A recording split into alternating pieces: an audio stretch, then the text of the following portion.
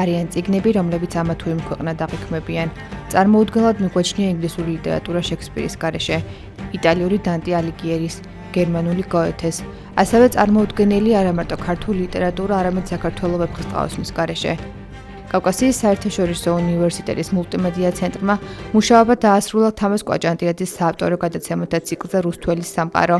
4 აპრილს კესეულსა ტელევიზიო სტუდიაში პირველი 2 გადაცემის მესხი მელექსე და დროსა და სივრცეში ჩვენება გაიმართა. გადაცემათა ციკლი 8 კარს აერთიანებს. შეგახსენებთ, რომ 2016 წელს საქართველოს შოთა რუსთაველის 850 წლის იუბილეს აღნიშნავს. კავკასიის საერთაშორისო უნივერსიტეტი ყოველწლიურად ახორციელებს ახალ პროექტებს. ეს არის შემეცნებითი საგანმანათლებლო პროექტები, რომელიც ზოგადად ქართული ერის კულტურას, ქართული ახალგაზრდობის განათლებას და მათ ცნობიერების გაზრდას ემსახურება.